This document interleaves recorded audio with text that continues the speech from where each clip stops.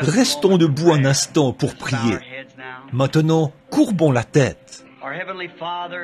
Notre Père Céleste, nous estimons que c'est un très grand privilège pour nous d'être ici parmi les sauvés et de pouvoir chanter ce vieux et glorieux cantique de l'Église. Seigneur, je crois. De voir que d'âge en âge, la foi de nos pères est toujours vivante dans le cœur de ses enfants. Et comme le cantique vient de nous le dire, nous sommes en chemin vers le pays de Canaan. Père, ce soir, nous prions pour que s'il y en a ici qui n'ont pas encore pris cette décision, qui n'en sont pas venus au point où ils peuvent simplement croire la parole, je prie que ce soir, ce soit le soir où ils prendront la décision finale d'accepter Christ comme leur Sauveur, afin d'être remplis de son esprit. Nous te remercions pour ce groupe qu'on appelle les hommes d'affaires du plein évangile, pour leur prise de position en faveur de ce qui est juste. Nous sommes heureux de savoir qu'il y a dans notre pays des hommes dans le monde des affaires qui prennent le temps de te servir et de parler aux autres, qui dépensent leur argent et consacrent du temps le long du chemin afin d'aider les autres à devenir citoyens du royaume de Dieu. Nous te remercions pour nos frères ministres qui sont ici ce soir, ceux-là qui tiennent le flambeau pour montrer à ce monde enténébré qu'il y a un chemin qui mène à la gloire. Merci pour chaque membre de l'Église du Dieu vivant.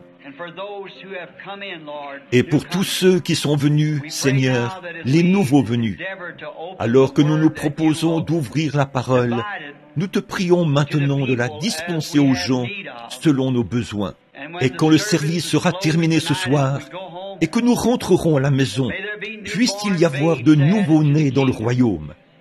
Ou peut-être y a-t-il des gens ici ce soir, Seigneur, qui sont très malades et qui ont besoin de la touche du grand médecin.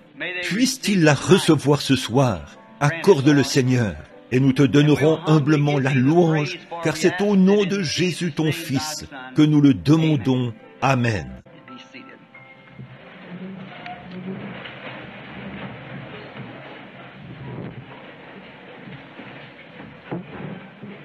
Vous pouvez vous asseoir.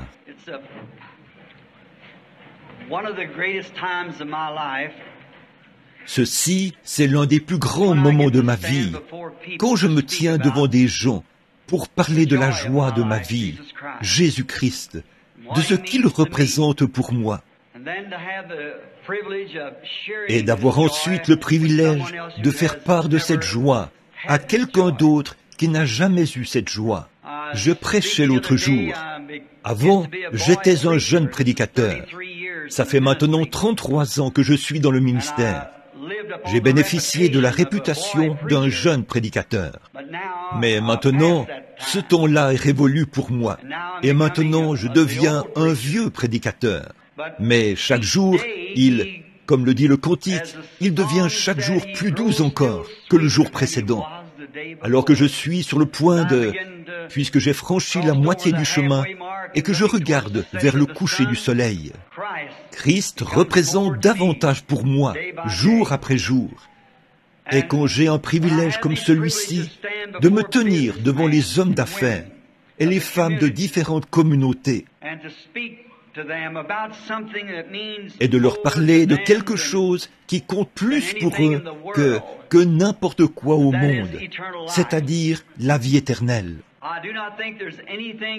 Pour moi, il n'y a rien auquel je puisse penser qui soit plus grand que la vie éternelle. Quand on est jeune, on pense en tant que garçon, on joue à la toupie. Et en tant que petite fille, on découpe des poupées en papier. Après un certain temps, on cherche à avoir de l'instruction. Ensuite, on se demande qui épouser, la fille aux yeux bruns ou celle aux yeux bleus. Puis, il faut payer la maison. Il faut éduquer les enfants. Alors, où en est-on? Mais je suis si heureux qu'il y ait quelque chose de réel. Une fois que tout cela est terminé, alors vous arrivez à quelque chose qui compte plus que ces autres choses. En fait, ces choses-là comptent. Elles sont essentielles. Ça compte vraiment de savoir qui sera la mère de ou le père de nos enfants, ce qu'il en sera de notre foyer et tout, l'éducation des enfants. Mais même tout cela aura une fin. Ça passe, mais la vie éternelle, c'est la plus grande chose que je connaisse. Cela me donnait de la satisfaction quand j'étais un jeune garçon, cela me donne de la satisfaction maintenant, alors que je suis un homme d'âge mûr. Et je suis certain que quand les rideaux seront tirés autour de ma vie, je serai heureux d'aller rencontrer celui pour qui j'ai vécu. Maintenant, ceci s'adresse à Frère Tony, le président de ce chapitre, ici. Je suis heureux d'être ici, dans la communion fraternelle, avec lui ce soir, et avec Frère Carl Williams et d'autres cadres, ou d'autres représentants de ce chapitre. Et avec vous tous qui êtes venus nous visiter. Nous sommes heureux d'être ici. Une fois je prêchais, je crois que c'était à Little Rock, dans l'Arkansas, à l'auditorium Robinson Memorial. Et il y avait là un homme qui avait été guéri. Il avait marché avec des béquilles pendant plusieurs années. Il s'installait dans la rue pour vendre des crayons. Et il pouvait, tout déformer. Ses membres étaient paralysés. Il se déplaçait. Les gens avaient vraiment pitié de lui. Un soir, il est venu à la réunion. Il a obtenu une carte de prière. Il est venu dans la ligne de prière et il a été guéri.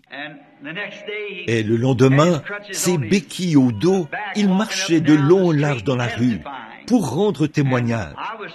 J'essayais de prêcher et au bout d'un moment, il s'est levé et a dit, « Frère Branham, a-t-il dit, je suis un peu perdu. » Il a dit, « Quand je vous ai entendu prêcher, a-t-il dit, je me disais que vous étiez un Nazaréen. » C'est ce qu'il était. Puis il a dit, par la suite, j'ai vu qu'il y avait beaucoup de pentecôtistes dans l'auditoire, a-t-il dit, et quelqu'un a dit que vous étiez pentecôtiste. Puis, je vous ai entendu dire que vous étiez baptiste, ou que vous aviez été ordonné dans l'église baptiste. Il a dit, je suis vraiment confus. Quelle est votre appartenance? J'ai dit, c'est facile. Je suis un baptiste, nazaréen, pentecôtiste. Alors, c'est tout ça mis ensemble. Quand je me suis retrouvé parmi les pentecôtistes, il y a quelques années, c'était dû au fait que le Seigneur m'avait envoyé vers eux, quand il m'a donné le mandat de prier pour ces enfants malades. Et ma propre église dénominationnelle, que je fréquentais à cette époque, ne croyait pas beaucoup à la prière pour les malades, ou à la guérison divine. Cela leur était étranger. Ils m'ont dit que j'étais devenu un exalté. Eh bien, peut-être que je suis devenu un exalté. Je ne sais pas, mais je suis vraiment heureux, peu importe ce que je suis. Quelqu'un a dit que j'avais perdu la tête. J'ai dit, alors laissez-moi tranquille, parce que je suis plus heureux comme ça que comme j'étais avant. Alors je me sens bien comme ça, et c'est une joie ineffable. Mais quand je suis venu parmi les pentecôtistes, je pensais qu'il n'y en avait qu'un seul groupe. Par la suite, j'ai découvert qu'il y avait parmi eux de très nombreux groupes séparés les uns des autres, comme on en voyait dans l'église baptiste d'où je venais. Alors, je ne voulais pas prendre parti pour quelque groupe que ce soit. Je me suis efforcé de me placer entre eux tous et de leur dire « Nous sommes frères ». Voyez, et c'est cette attitude que j'ai conservée depuis ce temps-là. Voir la grande Église du Dieu vivant unie dans la foi, dans la prière et dans l'effort. Et alors, quand les hommes d'affaires du plein évangile ont mis sur pied leur organisme, car ils ne sont pas une organisation, ils sont un organisme, cela a permis d'accepter tous les groupes, et cela m'a donné une tribune, et ils m'ont pris sous leur aile. Et je suis très reconnaissant d'avoir l'occasion de prendre la parole devant les hommes d'affaires chrétiens, parce que là, je peux exprimer ce que je crois à tous les groupes au même moment. Et cela a été quelque chose de grandiose pour moi. Je fais partie d'une seule organisation, les hommes d'affaires du plein évangile.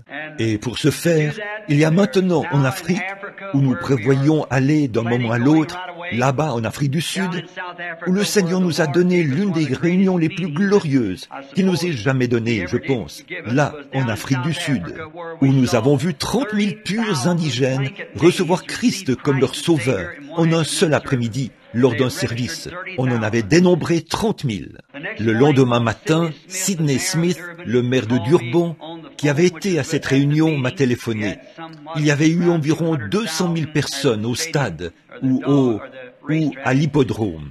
Et il a dit, allez à votre fenêtre et regardez par la fenêtre. Et 7 camions remplis sont passés, et ces gros camions anglais, qui étaient presque l'équivalent de cette pièce d'un bout à l'autre, étaient remplis de béquilles, de fauteuils roulants, et des choses qui avaient servi de civière aux gens la veille. Et des gens marchaient derrière les camions chantant, les mains en l'air, le cantique que vous avez chanté il y a quelques instants. Crois seulement, tout est possible. Et mon cœur, j'ai dit, Seigneur, ce jour sera pour moi un jour mémorable. Et les quelques jours, le jour, j'étais censé y passer 3 jours. Et c'est là-bas que je repars maintenant. Et là, pendant ces 3 jours, je ne sais vraiment pas tout ce qui s'y est produit.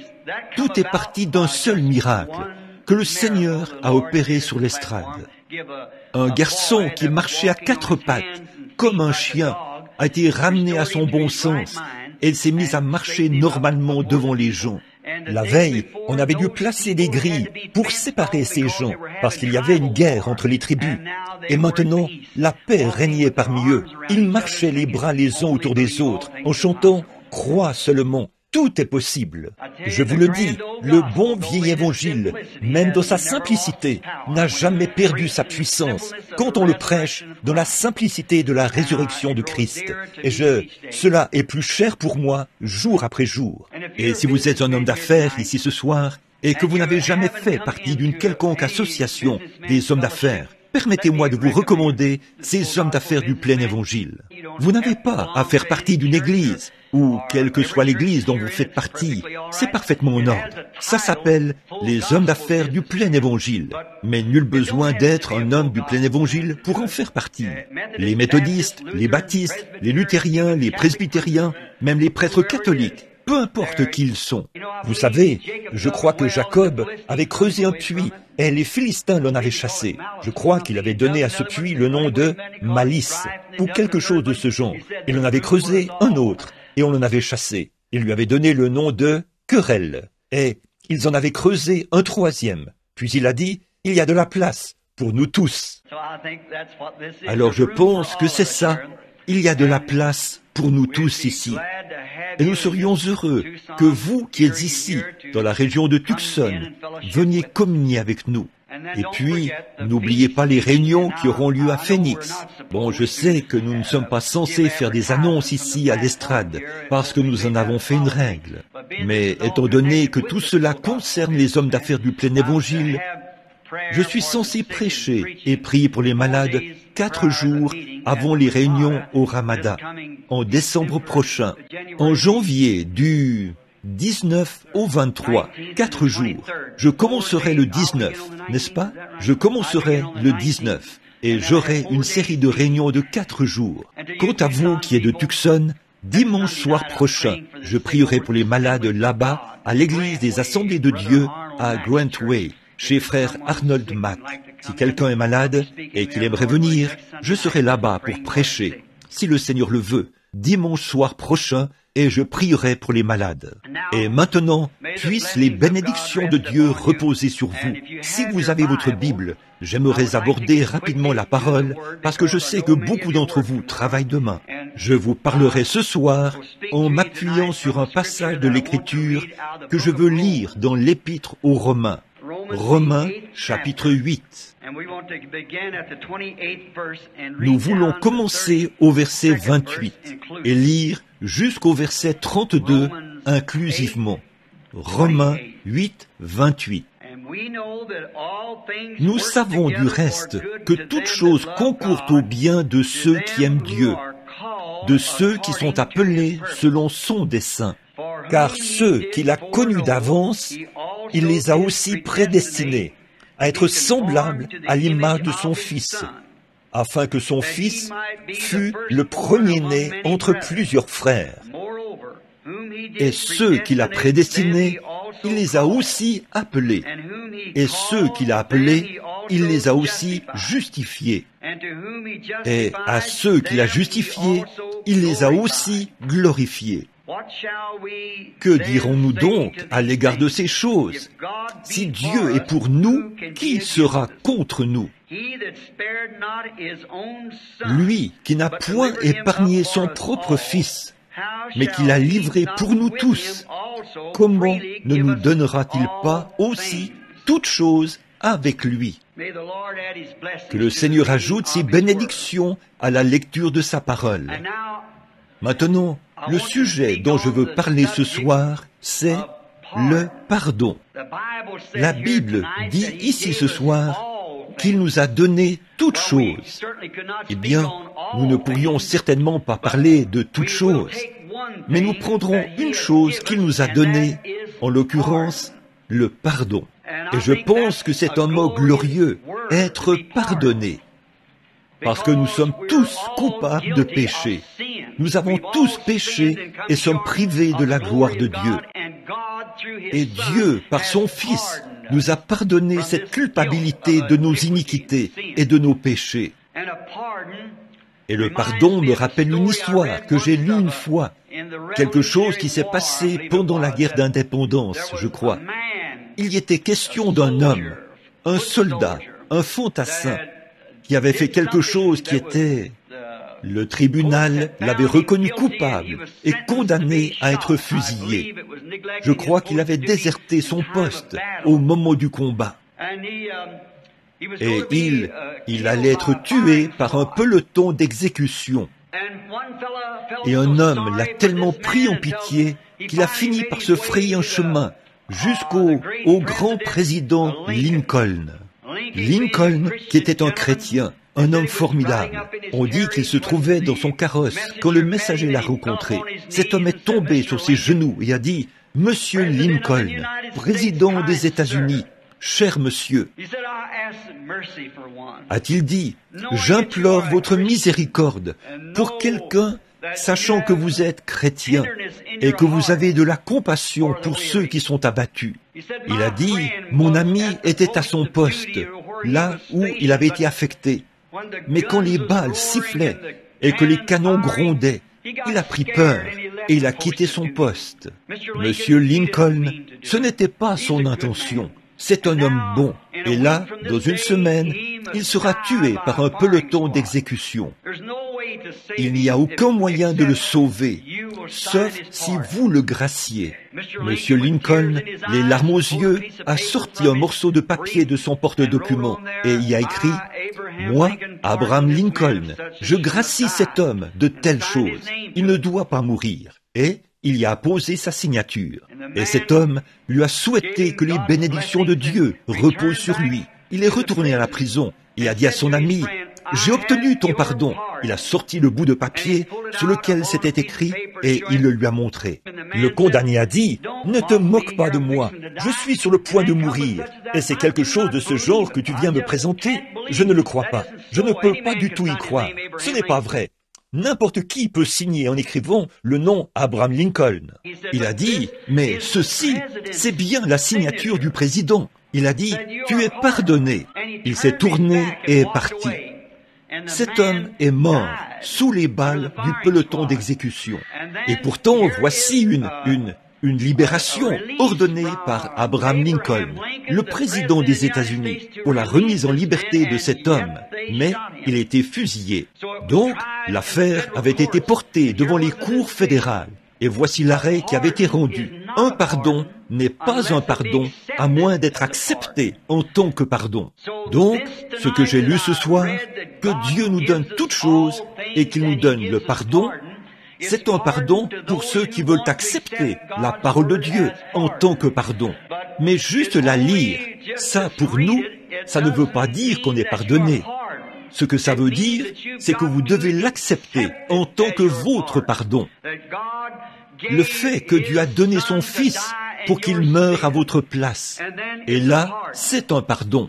Libéré de la culpabilité. Voilà ce sur quoi nous voulons baser notre réflexion. Un pardon qui vient de Dieu est une libération de la culpabilité. Il ne s'agit pas de changer de direction en embrassant une doctrine psychologique quelconque, ce qui pourrait, d'une certaine façon, vous donner l'impression que vous avez fait quelque chose de bien, du fait d'avoir adhéré à l'Église, ou adopter un certain credo, mais il s'agit d'une libération de votre culpabilité par la puissance du calvaire. Quelque chose vous a libéré. Il n'y a plus de culpabilité. La Bible dit, dans Romains 5:1, je crois, « Il n'y a donc maintenant aucune condamnation pour ceux qui sont en Jésus-Christ, qui marchent non selon la chair, mais selon l'Esprit. » Une fois qu'un homme est libéré du péché, un homme ou une femme, alors il n'y a plus aucun désir dans son cœur de marcher selon le train de ce monde. Il a reçu gratuitement son pardon. Il devient une nouvelle créature en Jésus-Christ. Il s'affectionne alors aux choses d'en haut, où Christ est assis à la droite de Dieu. Il a été gracieusement libéré. Il n'a pas besoin qu'un prêtre le lui dise ou qu'un ministre le lui dise. Il sait lui-même qu'il a reçu son pardon parce qu'il l'a accepté en ayant recours au moyen par lequel Dieu le lui a envoyé, Jésus-Christ. Quel bien cela fait d'être libéré du péché. On m'a raconté que lorsque la proclamation d'émancipation avait été signée en faveur des esclaves du Sud, il y a bien des années, le moment qui avait été fixé pour leur affranchissement était le lever du soleil d'un certain matin. Ils étaient tous sortis des plantations et beaucoup de jeunes hommes sont montés jusqu'au sommet de la montagne parce que là, ils seraient les premiers à voir le lever du soleil.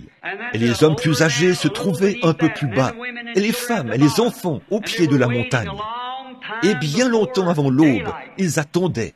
En effet, les coups de fouet de l'esclavage et les dures épreuves avaient rempli leur vie de tristesse. Alors, ils attendaient avec impatience ce jour où ils allaient être graciés. Voici ce que déclarait la proclamation d'émancipation. À partir de tel jour, au lever du soleil, ils seront affranchis. Ils désiraient ardemment voir cette heure où le soleil se lèverait. Ils avaient tellement hâte qu'ils avaient gravi les montagnes. Oh, si seulement les pécheurs ce soir pouvaient désirer vivement savoir qu'ils sont pardonnés. Vous êtes pardonnés à l'instant même où vous acceptez Jésus-Christ comme votre sauveur. C'est alors que vous êtes pardonnés. On dit que les jeunes hommes étaient là à attendre. Et dès que le soleil a commencé à briller à l'est, ils ont poussé des cris en direction des plus âgés. « Nous sommes affranchis !» Et à leur tour, les plus âgés ont poussé des cris en direction des femmes et des enfants. « Nous sommes affranchis ! Nous sommes affranchis !» Parce que le soleil s'était levé.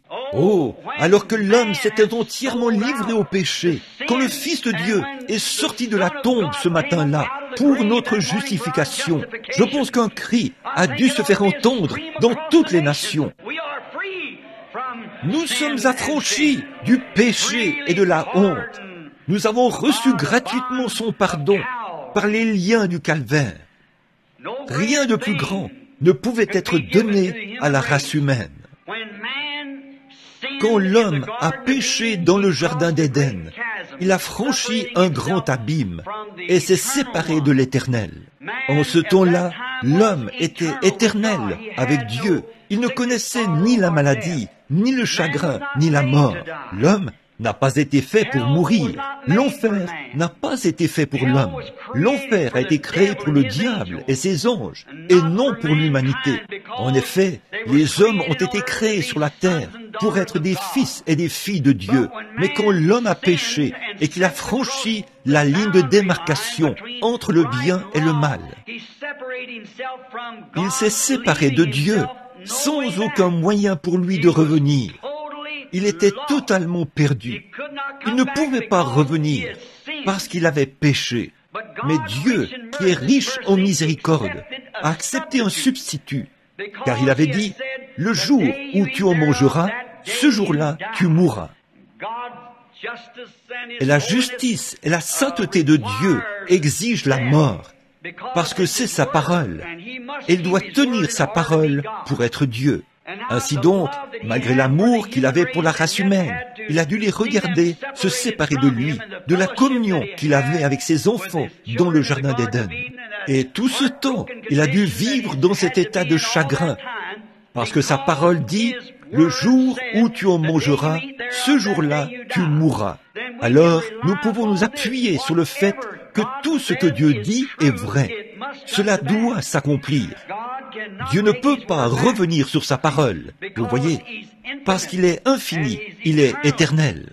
Et sa première décision est une décision perpétuelle. Il n'a pas à revenir là-dessus parce qu'il a augmenté son savoir à ce sujet. Il est infini dès le départ. Par conséquent, quand Dieu dit quelque chose, c'est parfaitement ce qu'il en est. Ça ne peut jamais être changé, parce que c'est la décision parfaite. Et alors, la manière dont Dieu agit sur les sujets qui acceptent sa décision sera pour toujours la manière dont il agira sur tous les autres sujets qui accepteront sa décision de cette manière-là.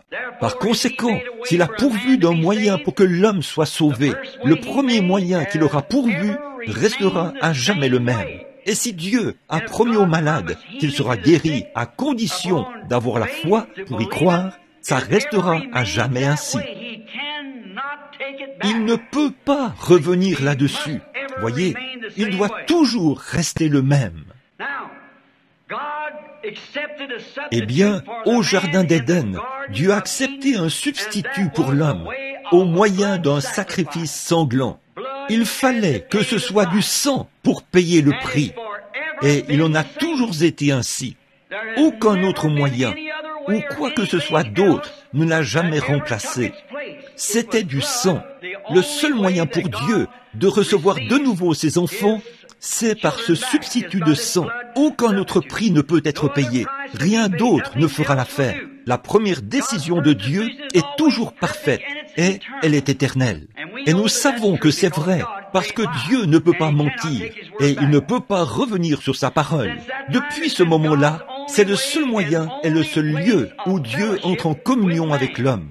Bon, le sujet c'était, or, le mot « mort » veut dire la séparation. Quand nous mourons de ce côté-ci, ça ne veut pas dire, notre mort physique ne veut pas dire que nous sommes morts. Jésus a dit, celui qui croit en moi vivra, quand même il serait mort. Quiconque vit et croit en moi ne mourra jamais. Or, cette mort dont il est question ici, c'est la séparation d'avec la présence de Dieu. Mais la mort physique que nous devons connaître ici, ce n'est toutefois pas la mort. Nous sommes encore dans la présence de Dieu. Nous passons de cet endroit-ci à un endroit plus proche de lui, dans sa présence. Ce que nous appelons la mort, ce n'est pas la mort telle que nous l'appelons ici. Souvenez-vous, il a dit au sujet de la jeune fille qui était morte, la fille de Jairus. Elle n'est pas morte, mais elle dort. Et ils se sont moqués de lui, parce que pour eux, elle était morte. C'était leur langage à eux, elle est morte. Mais Jésus a dit, elle dort. Il est allé la réveiller, et elle est revenue à la vie. Eh bien, depuis Adam jusqu'à ce jour, l'homme essaie de fabriquer son propre substitut.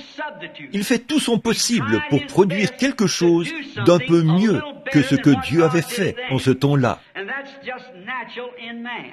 Et c'est simplement naturel chez l'homme. L'homme cherche toujours à améliorer quelque chose, à le faire autrement. Il veut injecter ses propres idées dans le plan de Dieu.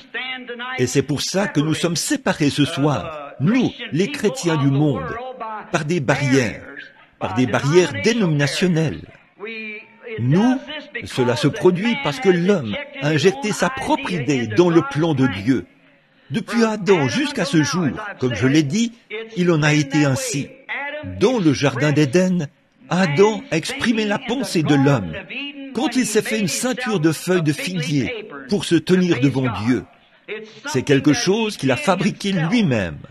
Et après les feuilles de figuier, il a essayé l'instruction, les tours, les villes, les idoles, la civilisation, la dénomination. Mais cela n'a rien changé à l'affaire. C'est uniquement sous le sang que Dieu accepte ces sujets. C'est tout. L'instruction a totalement échoué.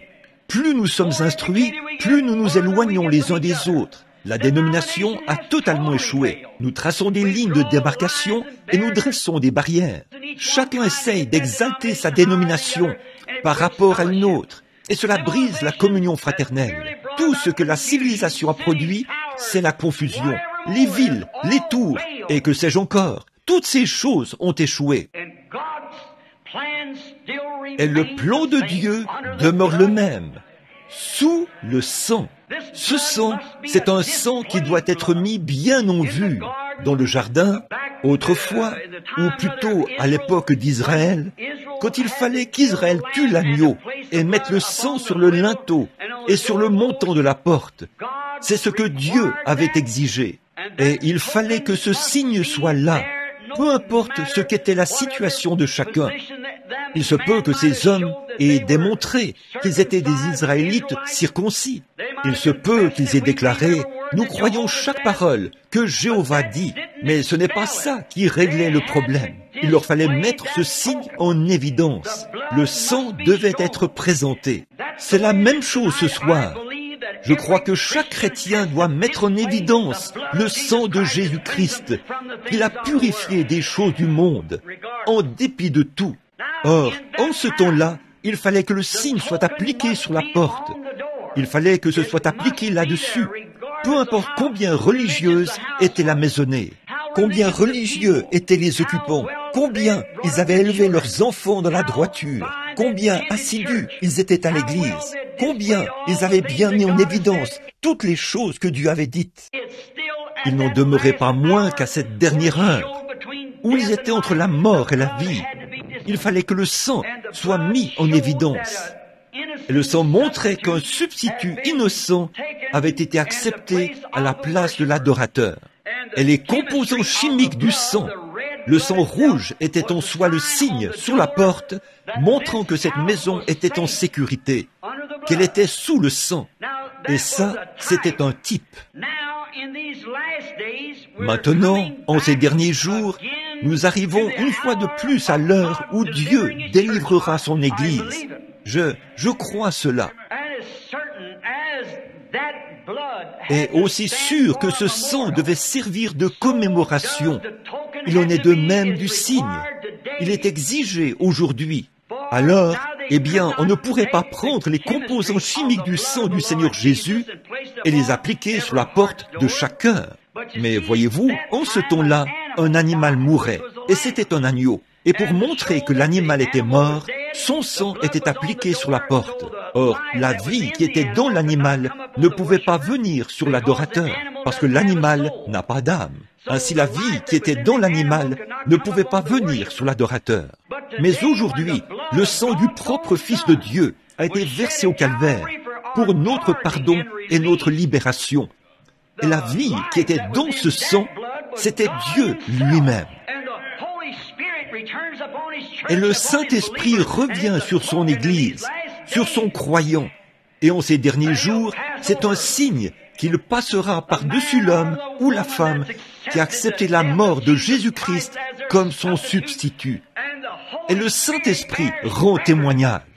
Vous pourriez dire, je l'ai accepté. Si vous vivez encore dans le monde, si vous continuez de vivre comme le monde, alors il n'y a aucune preuve que cette vie était pour vous, tant que cette preuve du Saint-Esprit n'a pas pénétré dans votre vie. Voici l'exigence de Dieu que tout homme ou toute femme doit avoir, cette preuve qui lui servira de signe en ce dernier jour, quand je verrai le sang. Jésus a dit, en vérité, je vous le dis, si un homme ne naît de nouveau, s'il ne naît d'eau et d'esprit, il n'entrera point dans le royaume. Par conséquent, cela a toujours été le programme de Dieu. Le sang, c'était du sang dans l'Ancien Testament. C'était le sang dans le Nouveau Testament. Dans l'Ancien Testament, c'étaient les composants chimiques, ce qui était un type de la vie à venir. Cela montrait qu'un substitut avait été offert, mais l'adorateur repartait avec la même mauvaise conscience qu'il avait au moment où il était entré pour offrir son agneau.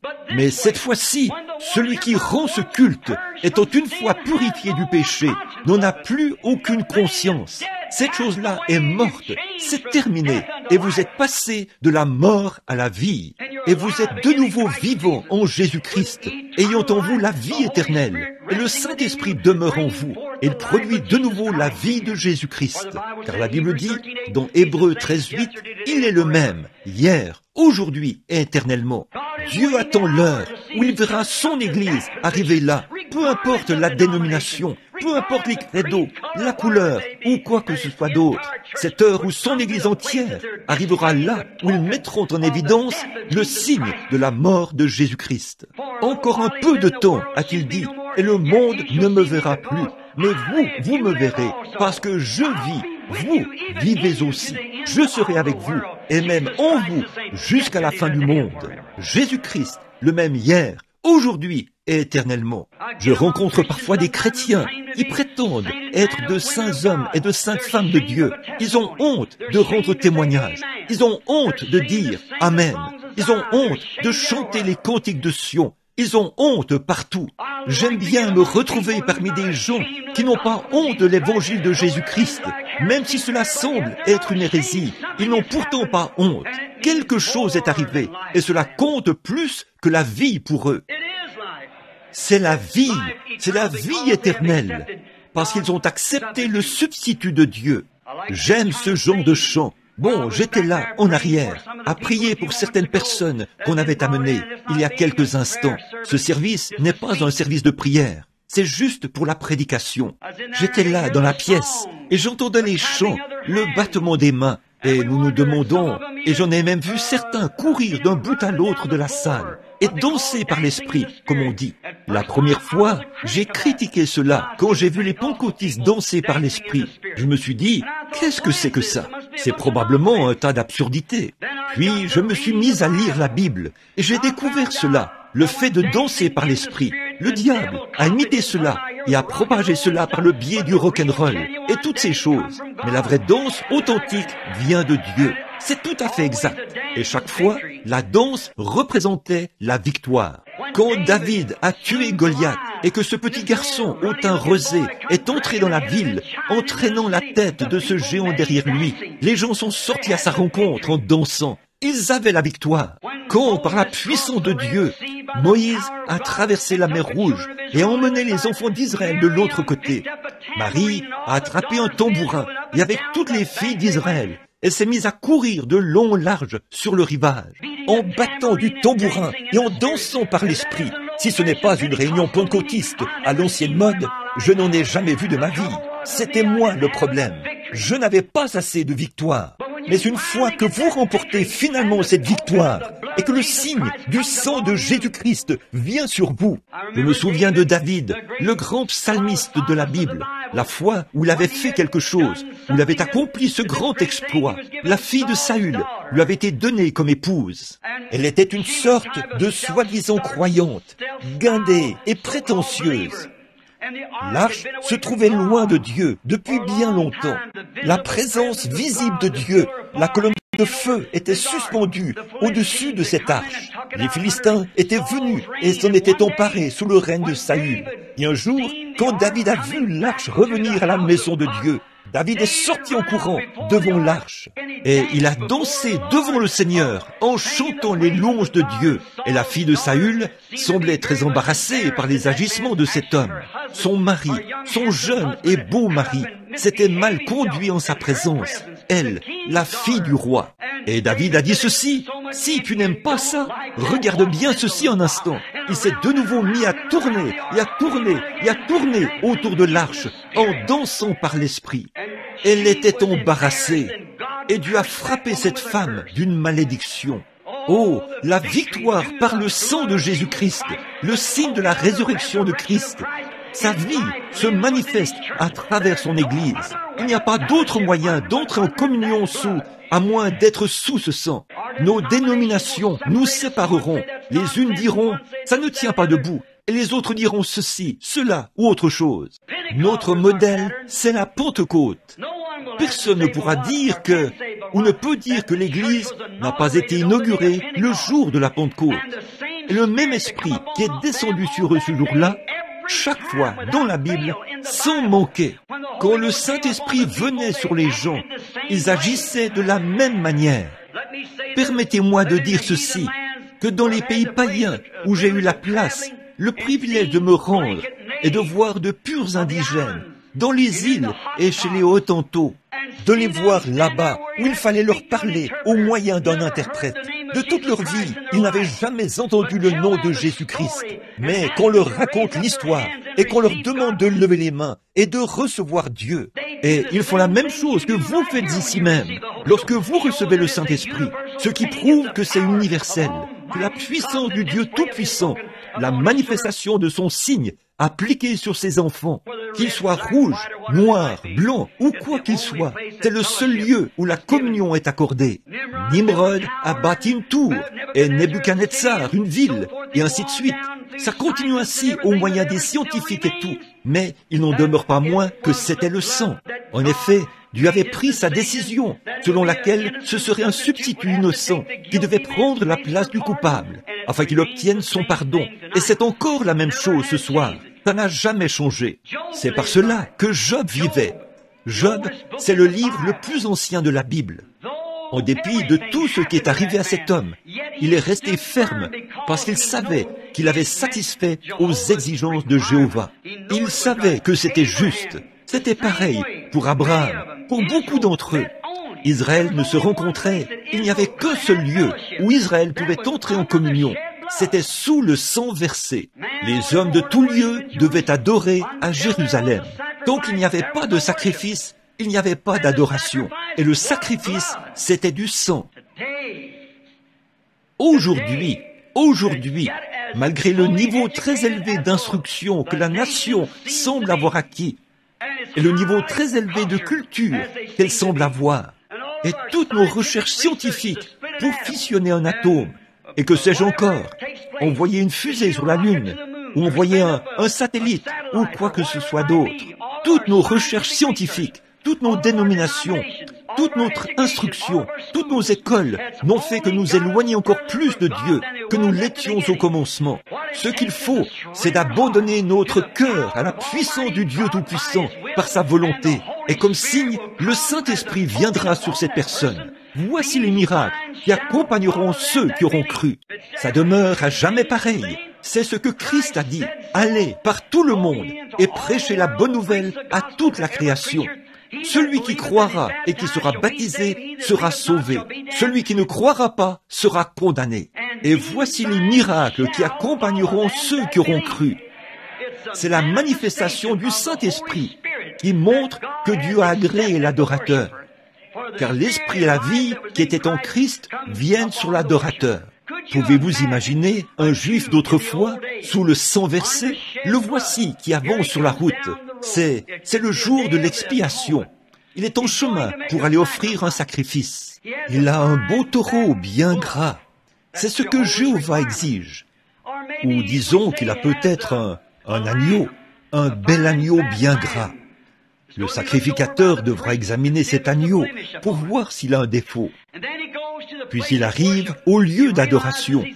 Il prend conscience qu'il est un pécheur. Il a commis le mal. Alors il pose ses mains sur ce sacrifice. Par le fait de poser les mains sur le sacrifice, il s'identifie à son sacrifice.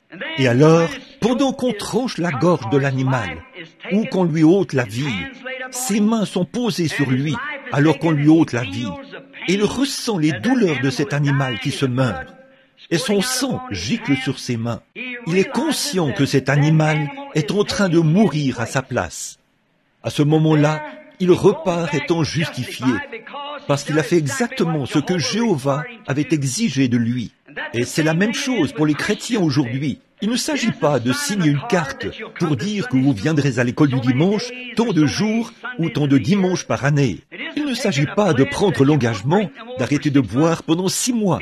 Ce n'est pas de ça qu'il s'agit. Il s'agit de poser vos mains sur le sacrifice que Dieu a pourvu, son pardon, sur la tête de Jésus-Christ, et de sentir sa chair être déchirée au calvaire, et par la suite de vous identifier à lui par le baptême, afin de montrer que, comme il est mort et ressuscité, de même vous avez été ensevelis en son nom, afin de ressusciter en nouveauté de vie et de marcher comme une nouvelle créature en Christ, si vous le faites avec sincérité. Après avoir satisfait à ce commandement de Jéhovah, il a donc le sentiment d'être justifié. Or, le Juif pouvait être justifié parce qu'il avait fait ce que Jéhovah lui avait dit de faire. Finalement, c'était vrai. C'est ce que Jéhovah avait fait. C'est ce qu'il exigeait. Mais finalement, c'était devenu une tradition familiale. Une fois le jour de l'expiation arrivé, peut-être que ce juif commettait le mal. Il se disait, eh bien, je crois que c'est le jour des expiations. Je ferais mieux d'y amener mon agneau. Vous voyez, c'était devenu une tradition familiale. Ils n'y allaient pas avec sincérité. Ils observaient cela simplement parce que les autres familles le faisaient aussi. C'est tout simplement ce que nous devrions faire. Comme toutes les familles le font, nous devrions le faire aussi. Et c'est exactement là que notre christianisme en est arrivé. C'est exactement là que nos mouvements pentecôtistes sont en train de se diriger. C'est une tradition familiale. Voyez, nous ne nous identifions pas à notre sacrifice. Nous ne montrons pas que nous sommes morts avec notre sacrifice. Nous disons, oh, nous sommes chrétiens parce que je suis allé adhérer à l'église. Adhérer à une église, c'est bien, mais tant que vous ne vous êtes pas identifié, tant que vous ne posez pas les mains sur lui, et que vous et lui devenez un, au point où l'Esprit de Christ est en vous, et vous en Christ, au point où vous devenez un fils et une fille de Dieu. Là, il semble qu'il n'y a pas la sincérité que l'on devrait avoir. Ça devient un rituel. C'est exactement la même chose que maintenant. Devenir chrétien n'est qu'un rituel pour les gens. Il y a quelque temps, j'ai demandé à une jeune femme dans la ligne de prière, « Êtes-vous chrétienne ?» Elle a dit, « Eh bien, sachez que je suis une Américaine. » Comme si ça avait quelque chose à voir avec ça. Un Américain, c'est formidable d'être un Américain, mais ça ne veut pas dire que vous êtes chrétien. Il vous faut naître de nouveau. À une autre femme, j'ai demandé, « Êtes-vous chrétienne ?» Eh bien, elle était tellement contrariée qu'elle a dit, « Sachez que je fais brûler un cierge tous les soirs. » Comme si ça avait quelque chose à voir avec ça. Il vous faut vous identifier à Christ, et sa vie doit se manifester en vous. C'est là que vous êtes identifié à Christ. Quand Christ vit en vous, il ne s'agit pas d'un rituel, il ne s'agit pas d'être membre d'église. Tout ça, c'est bien. Mais voyez-vous, la vraie sincérité, quand c'est le moment des services de guérison, vous remarquerez que lors du discernement, dans la ligne de prière, c'est toujours « dis aux gens de se repentir ». Voyez, voilà, c'est au point où nos prières sont devenues une tradition. Nous nous agenouillons le soir et disons « Seigneur, bénis un tel, et bénis un tel, et fais ceci, et aide Jean à faire ceci. » Vous faites de Dieu une mascotte, ou vous faites de lui une sorte de garçon de course. Dieu, fais ceci, et tu feras ceci, et tu feras ceci. Ce n'est pas comme ça que Jésus nous a dit de prier. Il a dit de prier comme ceci. Notre Père qui es aux cieux, que ton nom soit sanctifié, que ton règne vienne, que ta volonté soit faite sur la terre comme au ciel. Mais nous essayons de donner des ordres à Dieu, de lui dire ce qu'il doit faire pour nous. Et c'est pour ça que l'Église se refroidit. Voilà pourquoi le grand réveil qui vient de se produire dans le pays a fait entrer des millions de gens dans l'Église. C'est ça. Ils en sont au point où ils utilisent ces expériences et tout comme une tradition. Au lieu d'avoir une tristesse selon Dieu et de laisser le Saint-Esprit faire en vous l'œuvre de sa fonction et créer en vous une nouvelle vie et vous donner tellement faim d'aller à l'Église que vous ne pouvez pas rester loin de l'Église. Alors, voilà ce qu'il en est. Il ne s'agit pas de signer des billets ou d'adhérer et tout. Il s'agit d'avoir en vous la vie de Christ qui vous donne l'ardent désir d'y aller. Il y a quelque chose en vous qui vous pousse à y aller.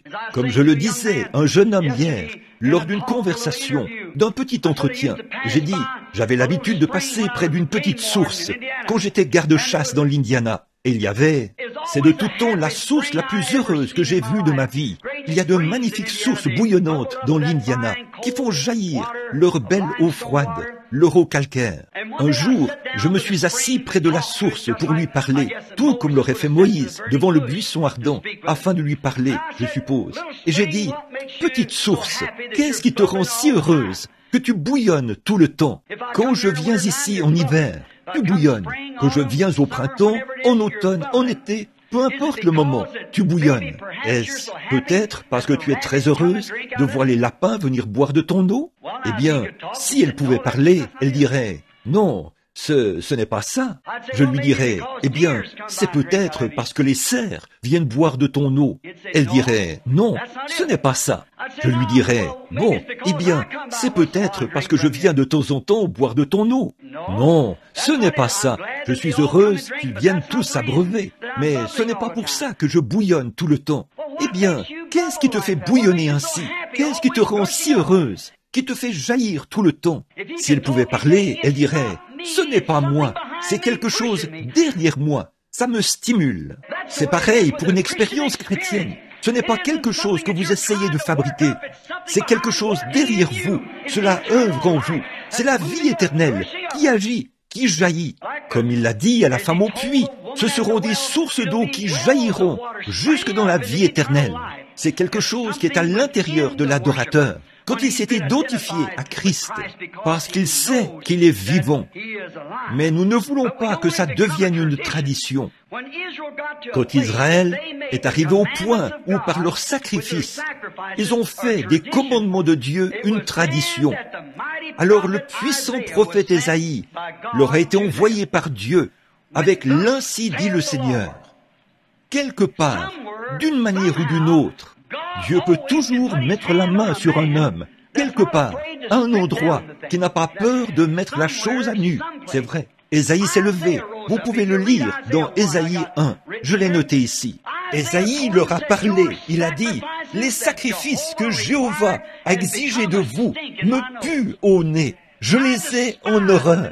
La graisse des béliers et des génisses, et ainsi de suite. » Dieu les avait en horreur.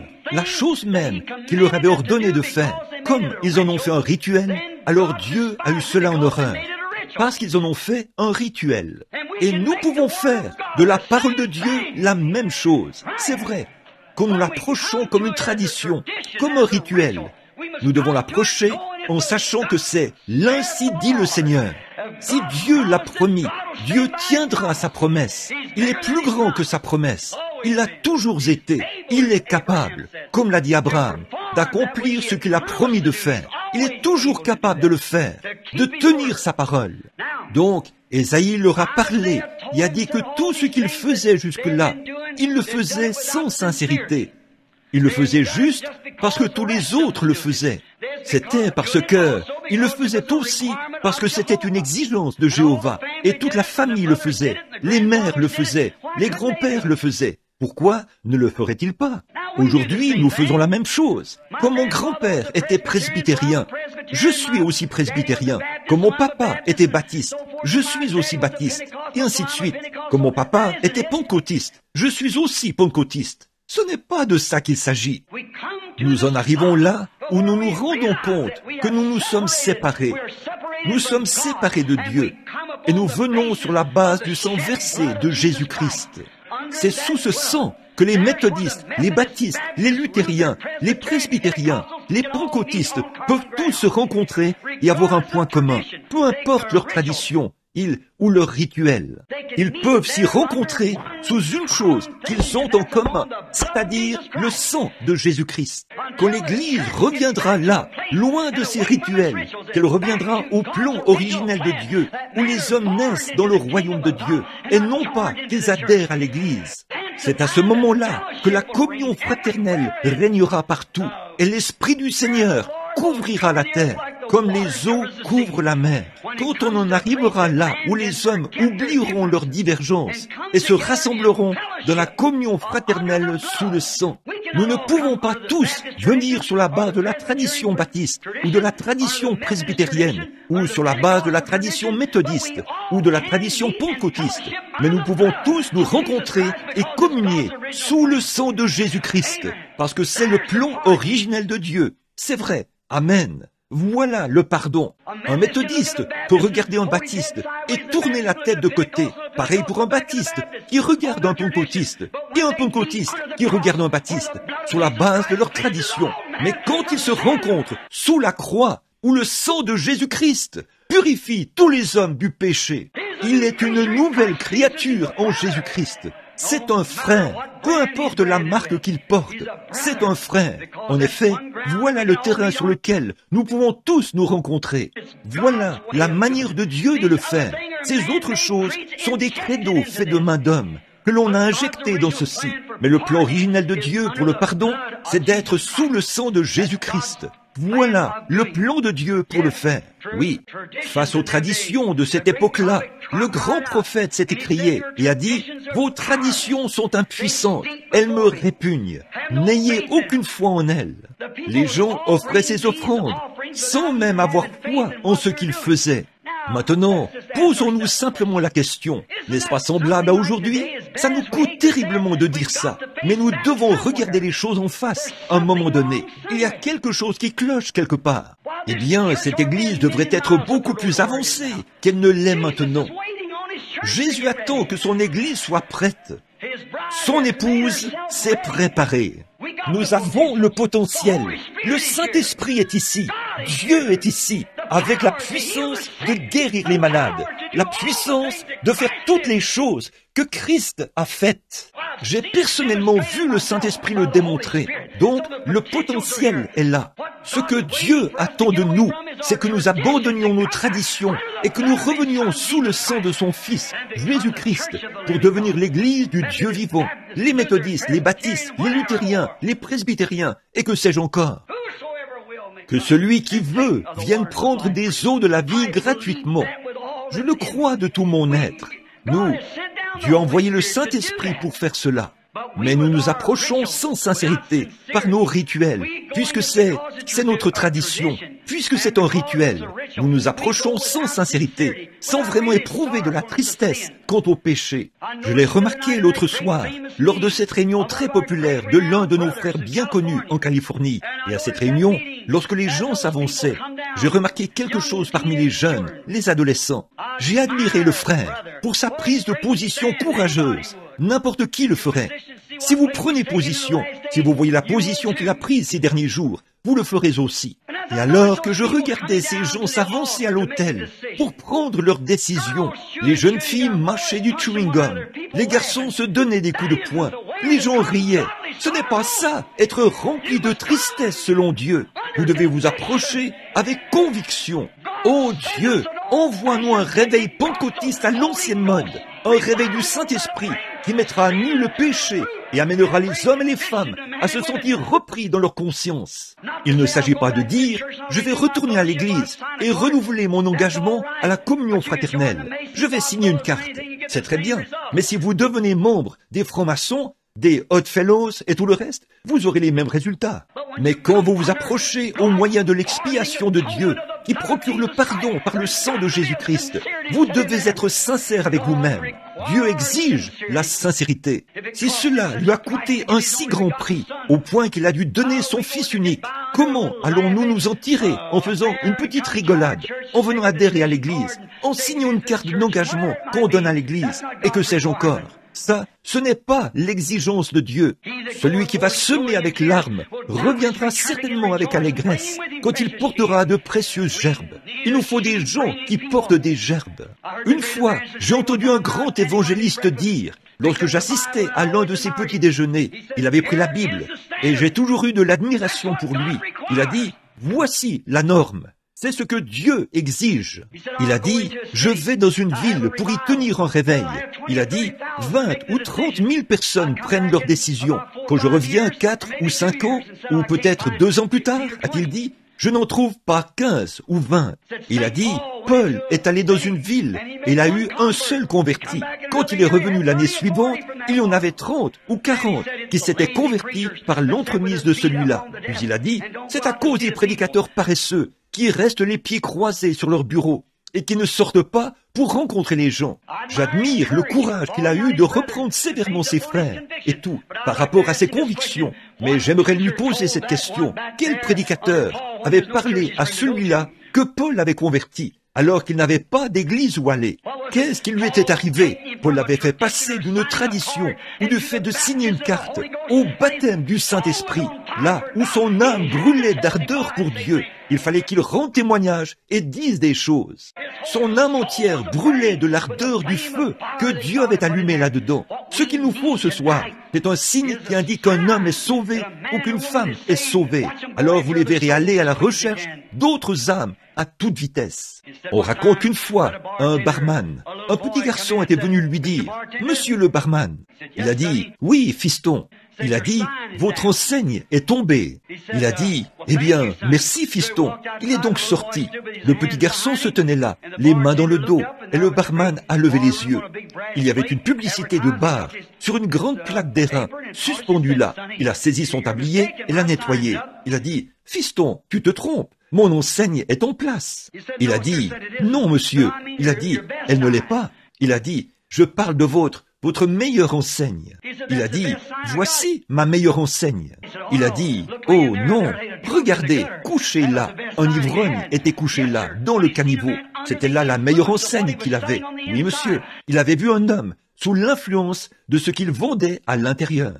Et quand nous voyons un homme sous l'influence du Saint-Esprit, au point où sa vie brûle de l'ardeur du feu de la Pentecôte, à l'ancienne mode, voilà le meilleur signe que Dieu a jamais eu pour montrer que cet homme est sauvé. C'est quand il se met à son service. C'est le meilleur signe. Eh bien, comment cela se produit-il? Non pas en adhérant à l'Église, mais en acceptant son pardon par Jésus-Christ, votre substitut innocent. Aucune sincérité, aucune véritable tristesse à cause du péché. Il a dit qu'il cacherait sa face devant leur rituel. Leur prière était impuissante. Ils priaient. Oh, bien sûr, ils allaient là et faisaient leur prière. Ils offraient leur sacrifice. C'était devenu une formalité.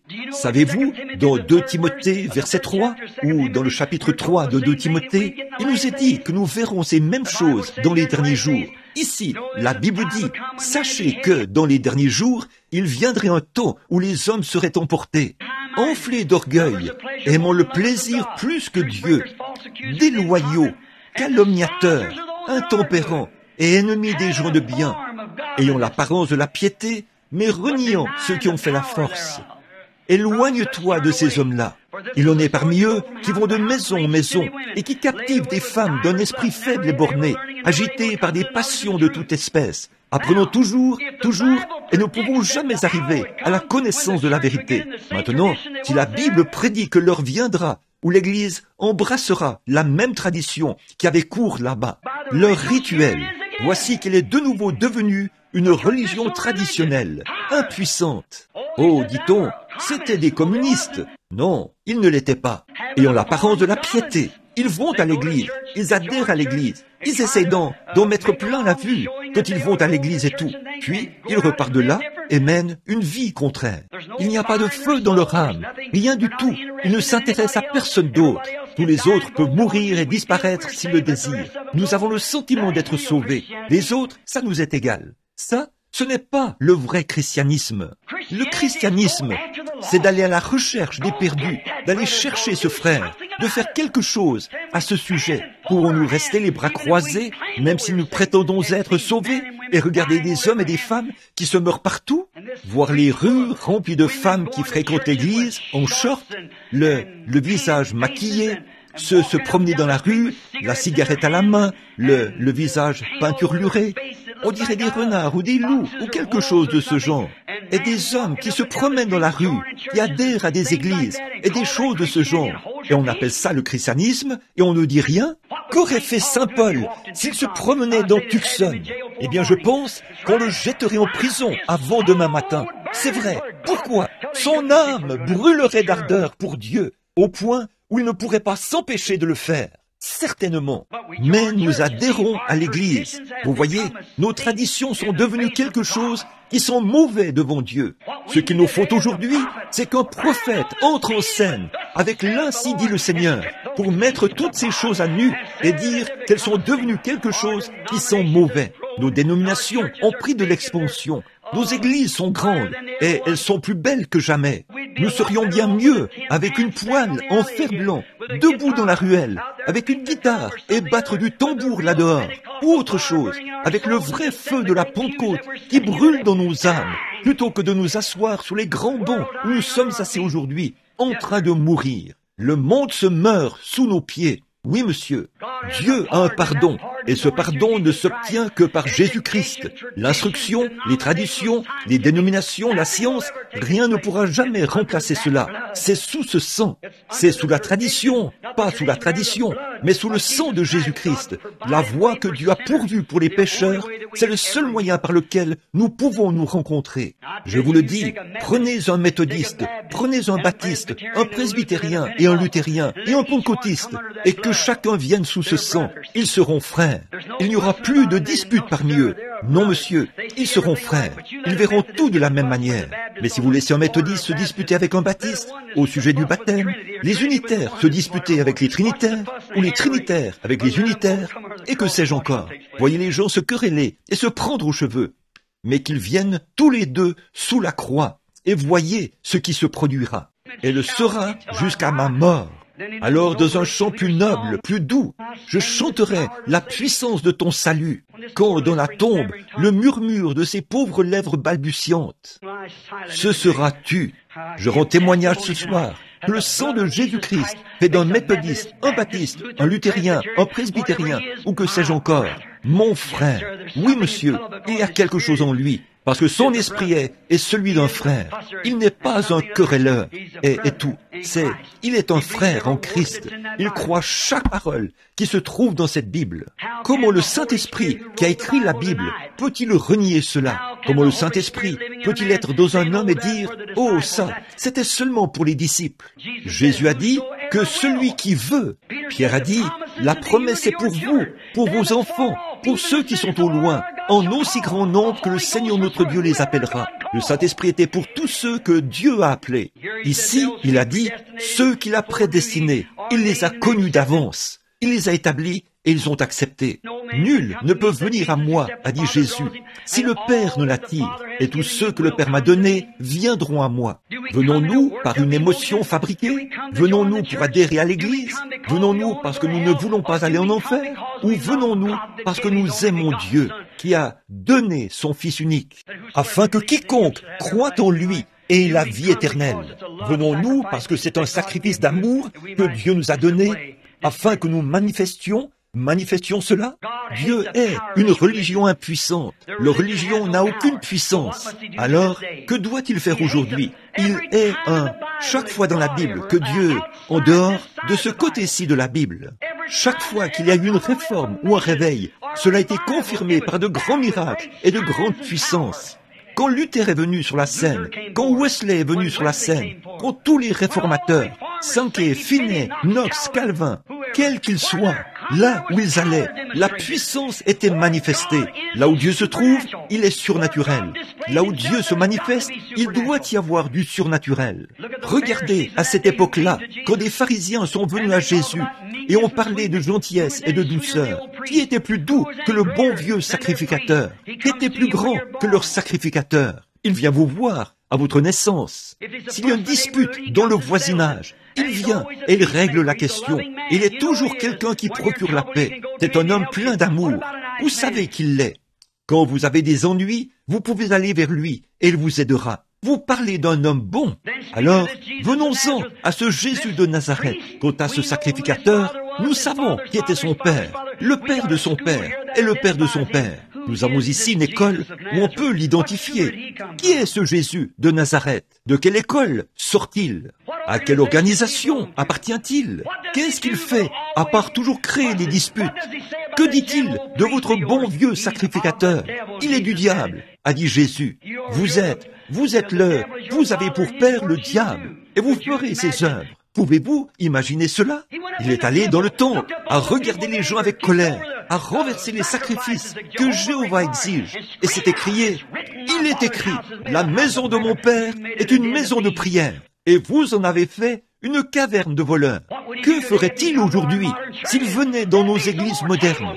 D'autres tables seraient renversées, d'autres bancs seraient renversés, car il les mettrait en pièces. C'est vrai, ce serait la même chose. Ne voyez-vous pas? Jésus est très scripturaire. Il était la parole. Il n'avait pas besoin d'écrire quoi que ce soit. Il était la parole. Il était la parole vivante. Et les gens ne reconnaissent pas cela.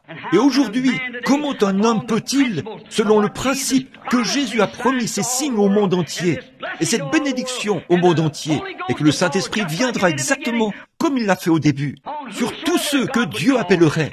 Comment un homme peut-il prétendre être chrétien et nier cette parole, puis dire qu'il a en lui le Saint-Esprit ponctuera chaque parole de Dieu d'un Amen. C'est tout à fait vrai. Oh frères, nos systèmes d'éducation nous en ont éloignés et nos dénominations nous ont séparés les uns des autres et de Christ. Mais quoi?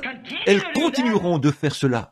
Et si vous prenez un substitut ou quoi que ce soit d'autre, ce n'est rien d'autre que des feuilles de figuier, encore une fois.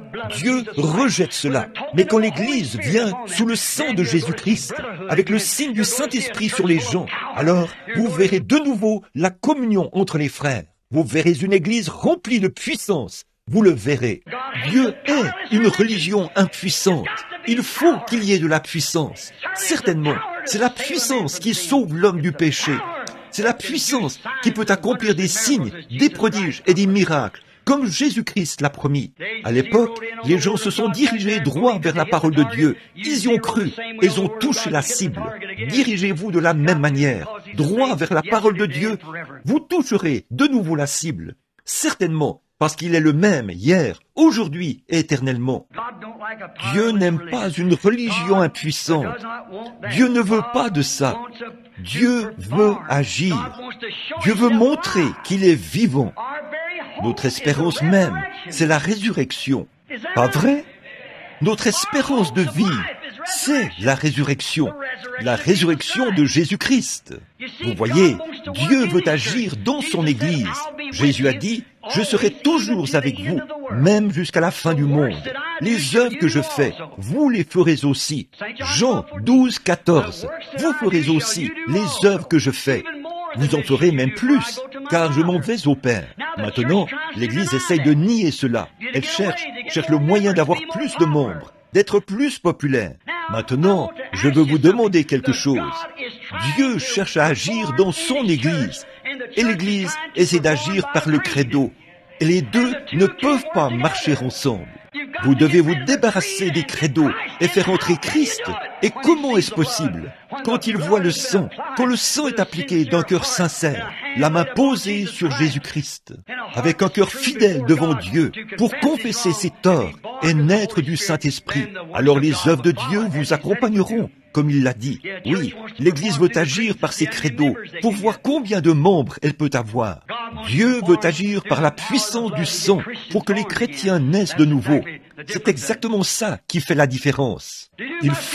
On doit rejeter, pour faire cela, on doit rejeter le Saint-Esprit et sa puissance agissante pour accepter un credo.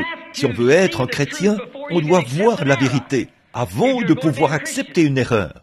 On doit passer outre la promesse de Dieu pour pouvoir accepter une erreur. En effet, il y a une lumière rouge qui clignote tout le temps devant vous. Voici la parole. Vous dites, eh bien, ça, c'était pour un autre jour. C'est pour aujourd'hui, parce que Christ est la parole. Pas vrai? Jean 1. Au commencement était la parole, et la parole était avec Dieu, et la parole était Dieu. Et la parole a été faite chair, et elle a habité parmi nous. Et la Bible dit, il est le même hier, aujourd'hui et éternellement. Donc, si Christ est la parole, chaque promesse est vraie, et c'est la même chose, hier, aujourd'hui et éternellement. Forcément, il faut une foi née de nouveau pour croire cela et le faire agir. En fait, c'est impossible d'y arriver par les traditions. Ça ne marchera pas. Il faut passer par le sang. C'est sûr et certain. Après qu'Ésaïe a dit à Israël que par leur tradition, ils avaient souillé leur substitut, un autre prophète est apparu. Avant de terminer, un autre grand prophète est entré en scène. C'était Jean qui baptisait. Bon, il les a dirigés vers un agneau qui ferait l'affaire, non seulement pour Israël, mais pour toute la race déchue d'Adam. Il a dit Dieu allait envoyer un agneau, et cet agneau serait pour les gens des nations, pour les Juifs, et pour tous ceux qui viendraient. Il n'a pas fallu longtemps pour que l'agneau soit cloué à la croix de son autel. Son sang a été versé. Le Saint-Esprit est revenu. Or, quand le vieil animal, l'agneau, mourait, l'esprit de l'animal ne pouvait pas revenir. Alors ce sang n'était appliqué qu'à une seule nation. Mais maintenant, pour toute la race d'Adam, le sang de l'agneau de Dieu a été versé. Le signe est revenu sous la forme du Saint-Esprit pour venir sur l'adorateur. Or, c'est ce que Dieu exige. C'est ce qu'ils ont fait ce jour-là, et c'est ce qu'ils font aujourd'hui. Maintenant, s'il y en a qui ressentent le poids du péché, si vous savez que vous êtes dans l'erreur, écoutez, le pardon est disponible, et ce pardon, c'est par l'agneau de Dieu. Croyez-vous cela? C'est par l'agneau, par le sang de l'agneau. Une fois, on m'a raconté une petite histoire. Ça m'a beaucoup aidé. Au début, dans les premiers jours, un garçon avait été enlevé. Je suppose que vous avez tous étudié l'histoire de la Bible, que vous avez tous étudié l'histoire de l'Église. Et donc, je crois que c'était Fox. Non, ce n'était pas ça. C'était les pères de Nicée, ou la vie de Saint Patrick. En fait, Saint Patrick était... Ça, c'est juste un nom qu'on lui avait donné. Il s'appelait Suka. Il avait été enlevé par une bande de pirates et on l'avait engagé comme éleveur de porcs. Et l'histoire raconte que ce gamin avait été enlevé et emmené à bord d'un bateau. Et il s'efforçait de travailler. Et un jour, le vieux capitaine est tombé malade. Il était sur le point de mourir. Ce vieil homme à la barbe grise était tellement malade, là-bas en mer. Il était couché dans sa cabine et il a appelé ses matelots, ses hommes d'équipage. Il a dit, « Quelqu'un parmi vous a-t-il une Bible ?» Il a dit, « Quand j'étais tout petit, j'ai été élevé par des chrétiens. » Et il a ajouté, « Je me meurs. Et les gars, je ne veux pas mourir dans cet état. » Il a dit, « Avez-vous la parole de Dieu ? Y a-t-il ici parmi vous quelqu'un qui a la parole de Dieu ?» Finalement, tout au fond du groupe d'hommes, un petit garçon s'est levé et a dit, « Monsieur, j'ai une Bible, je suis chrétien, je l'ai toujours avec moi. » Il a dit, « Approche, fiston. » Il a dit, « Tu veux dire que tu as toujours une Bible avec toi ?» Il a dit, « Oui. » Il a dit, « Ma mère et mon père étaient chrétiens et j'ai donné ma vie à Christ quand je n'étais qu'un tout petit garçon et j'emporte sa parole avec moi partout où je vais. » Il a dit, « Je la serre contre mon cœur et elle a toujours été dans mon cœur. » Il a dit, « Fiston, lis-moi quelque chose là-dedans avant que je meure. » Et le petit garçon a pris Ésaïe 53, 5. Il est écrit, « Il était blessé pour nos péchés, il était brisé pour notre iniquité. Le châtiment qui nous donne la paix est tombé sur lui, et c'est par ses meurtrissures que nous sommes guéris. » Et quand il a dit ça, le vieux capitaine a dit, « Peux-tu continuer à lire ?» Le petit garçon a dit, « Puis-je faire un commentaire ici ?» Et le vieux capitaine a répondu au gamin, il a dit, « Vas-y. » Il a dit, « Ma mère chrétienne, avant qu'on m'enlève d'auprès d'elle, disait, vous savez, elle me lisait régulièrement ce passage de l'Écriture. Savez-vous comment elle le lisait ?» Et le vieux capitaine a dit, « Non, fiston, j'aimerais entendre la manière dont ta mère chrétienne le lisait. » Elle disait, il a dit, « Voici comment elle le lisait. Il était blessé pour les péchés de Willie Pruitt. Il était brisé pour l'iniquité de Willie Pruitt. Le châtiment de Willie Pruitt était tombé sur lui, et c'est par ses meurtrissures que Willie Pruitt a été guéri. » Le vieux capitaine a dit, « J'aime ça, j'aime ça. » Il a dit, « Oh, si seulement on pouvait y lire mon nom. » Il a dit, « Penses-tu que tu pourrais le faire, fiston ?» Il a dit, « Je vais essayer. » Il a dit, « Il était blessé pour les péchés de John Quartz. Il était brisé pour l'iniquité de John Quartz. Le châtiment qui donne la paix à John Quartz était tombé sur lui. Et c'est par ses meurtrissures que John Quartz a été guéri. » Des larmes coulant sur sa barbe, il a dit, « Apportez-moi mes vêtements. Jésus-Christ m'a guéri. Je lui donne ma vie. » Voyez? Oh, mon ami, si seulement vous pouvez lire votre nom là-dedans. Oh, si je peux lire mon nom. Il était blessé pour les péchés de William Branham. Il était brisé, pas l'Église, pas seulement, pas le credo, mais il était brisé pour mon iniquité. Le châtiment qui me donne la paix est tombé sur lui, et c'est par ses meurtrissures que William Branham a été guéri. Oh, si seulement nous pouvons lire notre nom dans l'Écriture, et que nous sommes vraiment sérieux, c'est ce qui produit cela. Lire notre nom produit l'acceptation, le pardon, car c'est là que nous nous rendons compte qu'il était blessé pour nos péchés, il était brisé pour notre iniquité. Autre chose, nous voyons dans Hébreux 9:11 que le pardon produit la pureté. L'adorateur n'a plus aucune conscience du péché et il s'est purifié de ses traditions mortes.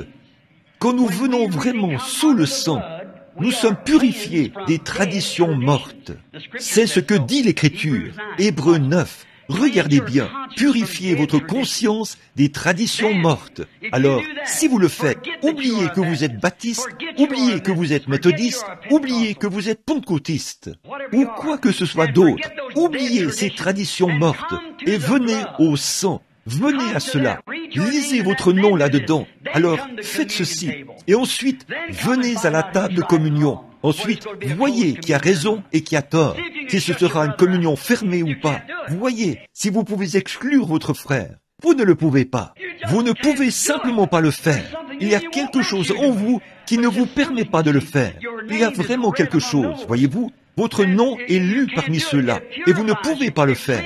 Cela vous purifie, cela vous nettoie. Pensons à lui, alors que nous nous agenouillons à la croix. Peu importe si on est un prêtre catholique, un presbytérien, ou quoi que ce soit d'autre, que cet homme vienne, alors qu'il y lit son nom. Il était blessé pour le péché de ce prêtre-ci. Il était blessé pour ce méthodiste, ce baptiste, ce pentecôtiste. Quoi? Blessé pour nos péchés. Mon nom, votre nom, quoi que vous soyez. Puis, croyons cela. Pas ce que dit le credo, mais ce que dit la parole. Puis, agenouillons-nous ensemble à la croix. Nous sommes frères. Oh oui, les traditions. Nous nous purifions alors de toutes les traditions mortes. Il pourrait y avoir 40 surveillants généraux, y avoir 40 souverains sacrificateurs, y avoir des cardinaux, des évêques, des papes et tout, qui hurlent « Sortez de là ! Ne vous souillez pas !» Mais vous, frères, vous avez vos bras autour de votre frère. Il y a quelque chose de réel. Vous avez le pardon sous la même expiation qui lui procure à lui aussi le pardon. Vous êtes frères, et cela vous lie plus fortement qu'un frère. Il y a là quelque chose qui vous rapproche si près de Dieu. Et quand vous vous rapprochez de Dieu, vous vous rapprochez l'un de l'autre. Comment pouvez-vous haïr votre frère que vous voyez ou le mépriser et dire que vous aimez Dieu que vous ne voyez pas? Vous devenez un menteur et la vérité n'est pas en vous. Mais quand nous arrivons là où le sang de Jésus-Christ nous purifie de tout péché, alors nous sommes frères. Donc, cela ne fait plus de différence pour nous. Les vieilles étiquettes que nous avons collées sur nous ne signifient plus rien du tout. Je me souviens quand j'ai passé le portail l'autre jour et que je parlais à l'un des frères, assis ici, du temps où je faisais le rassemblement du bétail. Quand le bétail passait là-bas, l'inspecteur marquait le bétail au cours du rassemblement du printemps. Et il regardait attentivement, jamais une heure. Les bêtes portaient toutes sortes de marques, mais il ne prêtait pas attention à la marque. Ce qu'il cherchait à voir, c'était l'étiquette du sang. Il fallait que ce soit une Hereford de race pure. Sinon, elle ne pouvait pas entrer dans la forêt d'Arapaho, car l'association Hereford faisait paître à cet endroit-là. Il fallait que ce soit une Hereford de race pure. Je pense qu'il en sera de même au temps de la fin. Il ne dira pas « Êtes-vous méthodiste ? Étiez-vous baptiste ?» C'est la grande question aujourd'hui. Qu'êtes-vous ? Êtes-vous méthodiste ? Baptiste? J'ai dit non. Qu'êtes-vous? Un presbytérien? Un luthérien? Un nazaréen? Un pentecôtiste? Non. Qu'êtes-vous? Un chrétien. Un chrétien. L'étiquette du sang. Vous voyez, sous le sang. Cela signifie que chaque frère, chaque sœur qui est sous ce sang est mon frère, ma sœur. C'est avec une sincérité très profonde, là, devant Christ, que nous, le sacrificateur, le prédicateur, et que sais-je encore, posons les mains sur notre sacrifice et disons, nous sommes des pécheurs coupables. Nous ne sommes pas dignes de ta miséricorde, ô Dieu, mais tu as envoyé ton Fils mourir à notre place, et nous l'acceptons gracieusement. Oh, nous sommes donc frères. Fini les vieilles querelles. Tout est terminé. Nous avons été sincèrement pardonnés. On repart pardonnés et purifiés du péché, purifiés de la tradition. Les choses anciennes sont passées. Fini les vieilles querelles. Les baptistes, les méthodistes et les presbytériens sont tous purifiés par le même sang et nous devenons frères. Les querelles traditionnelles sont terminées. alors on peut avoir la communion fraternelle ici. Et c'est seulement là que nous pouvons avoir la communion fraternelle. J'ai vu des presbytériens se lever lors de ces réunions, des hommes d'affaires du plein évangile, parler en langue et pousser des cris de toute leur force. Des presbytériens parmi les plus remarquables des États-Unis. Jim Brown, combien l'ont déjà rencontré? Un presbytérien remarquable. Il s'est tenu ici, à danser par l'esprit, à parler en langue et a fait toutes ces choses ici. Pourtant, il est le pasteur de l'une des églises presbytériennes les plus connues des États-Unis. Les luthériens, les méthodistes, les hébreux, tous ensemble. Qu'est-ce que c'est? Ils sont venus sous le sang. Là, pas d'étiquette, pas de barrière dénominationnelle. Nous sommes un. Nous sommes chrétiens. Nous avons des choses en commun. Oui, ici, il n'y a pas longtemps. Pour terminer, il y avait un homme et une femme, un mari et sa femme, qui se séparaient. Ils avaient essayé de se réconcilier. Ils étaient allés voir un psychiatre pour voir s'ils pouvaient les rapprocher afin qu'ils soient en harmonie. Mais ils n'avaient pas réussi.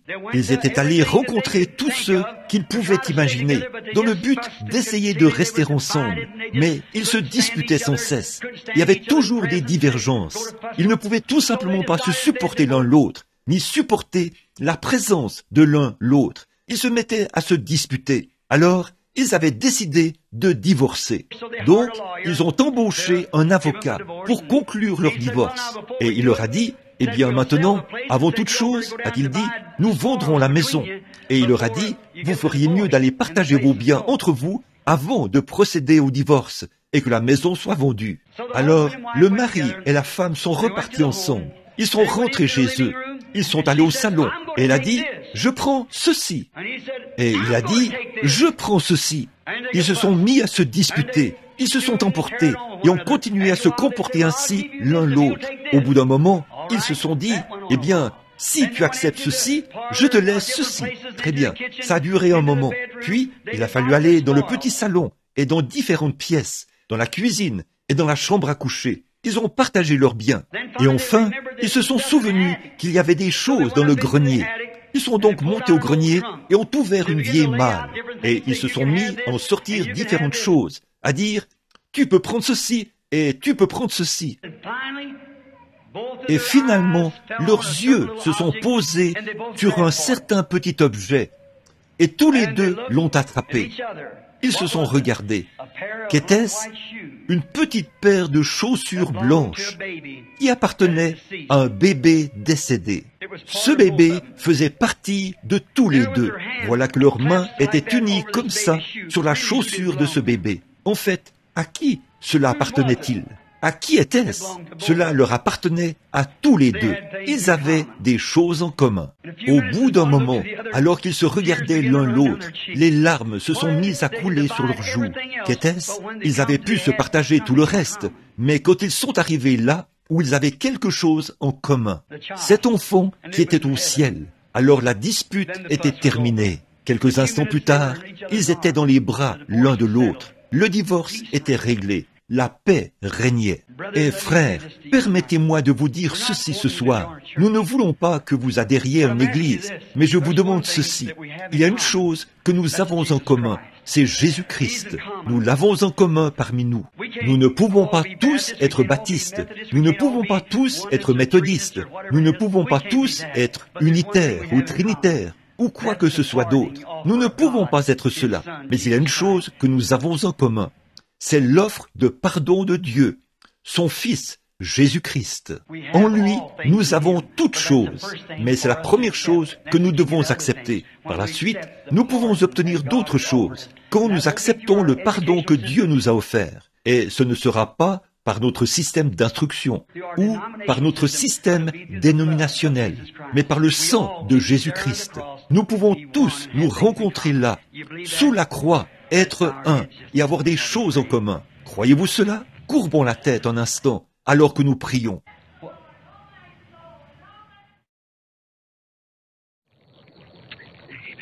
Amen. Avec nos têtes inclinées et certainement les cœurs aussi. Maintenant, courbons nos cœurs un instant, en même temps que nos têtes, en disant, Seigneur, alors que j'ai le cœur incliné maintenant, au sujet de toute ma tradition, ai-je raison ou tort? Puisse le Saint-Esprit sonder le cœur maintenant. Et si ce n'est pas exactement là où ça devrait être, et que vous aimeriez qu'on pense à vous dans la prière à la fin, que vous savez que nous pouvons tous nous rencontrer sous une seule chose, le sang, l'expiation. Et quand nous faisons cela, alors nous sommes purifiés de toutes les choses du monde. Et si vous aimeriez qu'on se souvienne de vous dans la prière, voulez-vous le faire savoir en levant la main vers Dieu? Disons, sous, que Dieu vous bénisse. Oh là là, que demain, souviens-toi de moi, ô Seigneur. Vous rendez-vous compte que nous n'avons plus beaucoup de jours pour nous promener sur cette terre? Vous dites, eh bien, je suis jeune, je sais, je ne sais pas, ma sœur, mon frère, il y aura beaucoup d'adolescents qui mourront ce soir, partout dans le monde, des centaines d'entre eux. Non, tout ce que vous avez, c'est le souffle qui est en vous. Voulez-vous, en ce moment, dire, la main levée, Seigneur Dieu, j'accepte le pardon que tu as offert, le sang de Jésus-Christ. Fais maintenant que le signe de ce sang, le Saint-Esprit, vienne maintenant sur moi. Je n'ai pas reçu le Saint-Esprit, je le sais, et je veux recevoir ce quelque chose qui fera en sorte que je ressente ce dont tu parles, que tous mes péchés sont partis, et que le monde, l'amour du monde m'a quitté, que je suis une nouvelle créature. Je veux reconnaître cela dans mon cœur. Et, ô Dieu, je ne lève pas la main vers Frère Branham, mais je la lève vers toi. Et tu connais mon cœur. Que personne ne lève les yeux, que ce soit Dieu, lui seul, qui voit ceci. Et dites, ô Dieu, je veux le signe, que le sang a été appliqué sur moi. Je le veux. Levez la main pour dire, priez pour moi, Frère Branham. Que le Seigneur vous bénisse. C'est bien. Peu importe ce que vous êtes, méthodiste, baptiste, presbytérien, c'est pour celui qui veut. Maintenant, je ne dis rien contre ces églises. Elles sont très bien. Mais ce que j'essaie de dire, c'est que ça ne vous sauvera pas. Vous voyez? Il faut que ce soit le pardon de Dieu, la grâce du pardon. C'est seulement représenté, non pas par une église, mais par le sang de Jésus-Christ. C'est ça, votre substitut, quand vous pouvez poser les mains sur lui et dire, maintenant, j'accepte ce substitut. Ô Dieu, sois miséricordieux envers moi. Et peut-être qu'il y a ici des membres d'église qui ont adhéré à l'église en toute sincérité. Je crois de tout mon cœur que vous y avez adhéré avec sincérité. Mais vous dites, Frère Branham, en réalité, mon cœur n'a pas été purifié de toutes ces traditions et ces choses. Je crois que si quelqu'un parlait contre l'Église même si la Bible me disait, même si on me prouvait par la Bible que mon Église est dans l'erreur, je ne l'accepterais quand même pas de tout mon cœur. Je ne le pourrais pas. Pourtant, je veux bien. Priez pour moi. Voulez-vous lever la main pour dire, priez, je le ferai. Oui, je le ferai certainement. Que Dieu vous bénisse. C'est bien, c'est très bien. Je veux pouvoir accepter tout ce que Dieu a dit, exactement comme il l'a dit dans sa Bible. Et je veux que le sang de Jésus-Christ vienne sur moi. Et si le sang est appliqué, le signe, vous voyez, il y a un signe du sang qui a été donné, c'est le Saint-Esprit. Et quand le Saint-Esprit est descendu, le jour de la Pentecôte, vous savez ce qu'il a fait aux gens. Et chaque fois qu'il viendra sur les gens, il fera exactement la même chose. Pierre a dit, car la promesse est pour vous, pour vos enfants, pour ceux qui sont au loin, en aussi grand nombre que le Seigneur notre Dieu les appellera. Cette même promesse. Si une pièce de 10 cents est une pièce de 10 cents ici, alors c'est une pièce de 10 cents là-bas. Ça l'est, partout où cela se trouve. C'est une pièce de 10 cents. Si ceci est un diamant ici, c'est un diamant là-dedans. Si ceci est une maison ici, c'est une maison là-bas. Et si ceci, c'est le Saint-Esprit qui est descendu le jour de la Pentecôte, c'est le même Saint-Esprit aujourd'hui, et vous n'avez jamais trouvé cette expérience? Acceptez-la maintenant, alors que nous prions. Le voulez-vous? Notre Père Céleste, sachant que le soleil baisse rapidement, il n'y aura plus de temps. Un jour, le grand archange viendra sur la scène du temps, sortant de l'éternité, et la trompette de Dieu sonnera, et chaque homme et chaque femme fera face à ce que nous savons être la vérité, la parole de Dieu. Il doit y avoir une norme que Dieu a ici sur terre, par laquelle nous devons être jugés. Et si nous prenons la norme de notre Église, de notre dénomination, Oh, combien nous passerions complètement à côté. Quelle dénomination aurait raison? Par conséquent, nous serions dans la confusion. Nous ne saurions pas quoi faire. Mais il y a une norme, c'est ta parole. Et ta parole dit, si un homme ne naît de nouveau, il ne peut même pas voir le royaume de Dieu. Autrement dit, il ne peut pas le comprendre. Il doit l'accepter par la foi et naître de nouveau. Et alors, il le comprendra. Voir signifie comprendre.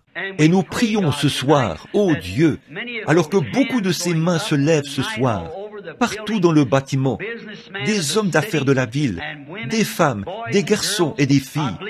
Je crois qu'ils ont levé la main avec sincérité.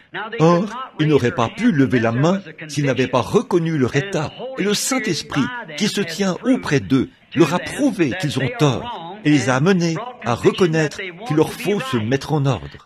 Et ils ont levé les mains vers toi, le grand Créateur, sachant qu'ils devront te rencontrer un de ces jours. Et ils l'ont fait avec sincérité, je crois, Seigneur. Et j'intercède pour chacun d'eux. Alors que je prie ce soir, Seigneur, j'ai confiance qu'aucune de ces mains qui se sont levées ne trouvera le repos tant que le Saint-Esprit n'aura pas rempli leur vie. Accorde-le, Seigneur.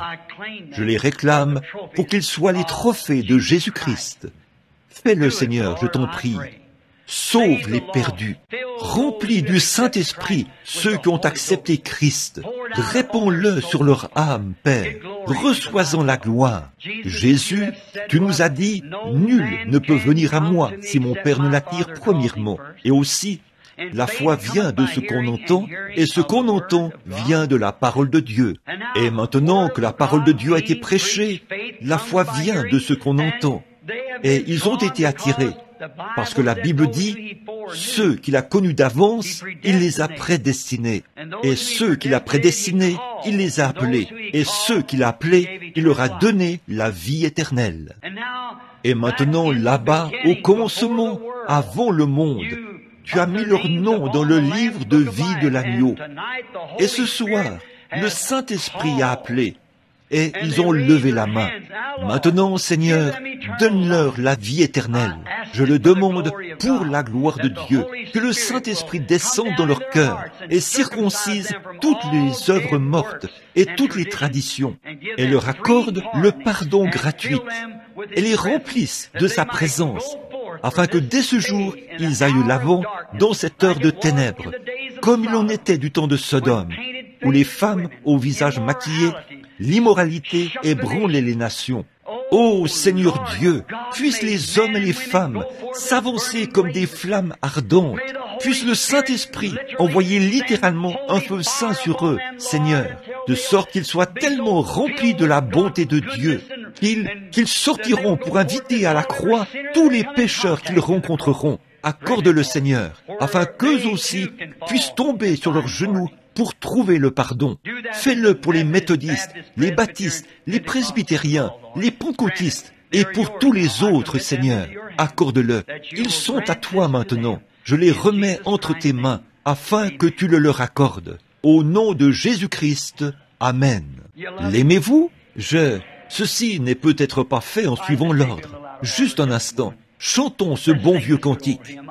J'aime chanter. Vous savez, parfois, quand on prêche, on dit des choses tranchantes, mais il y a en Galade un baume qui guérit l'âme, n'est-ce pas?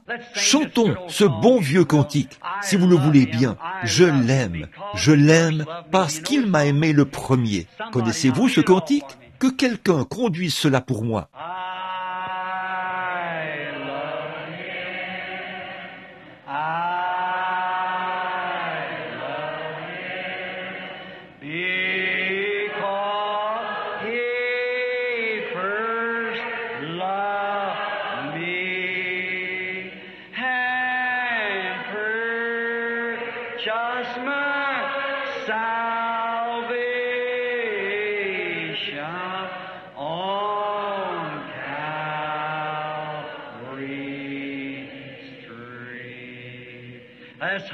Fredonnons-le. Maintenant, pendant que vous fredonnez, je l'aime. Combien y a-t-il de baptistes ici? Levez la main. Les presbytériens, les luthériens, les nazaréens, les pèlerins de la sainteté, les pentecôtistes. Voilà, oh, regardez tout ce monde, tous ensemble. Que devons-nous faire maintenant que nous sommes venus sous la croix, sous la grâce du pardon? Nous sommes tous pardonnés, non pas par notre Église, mais par le calvaire. Serrons donc la main aux méthodistes, aux baptistes et aux pentecôtistes maintenant, alors que nous chantons de nouveau.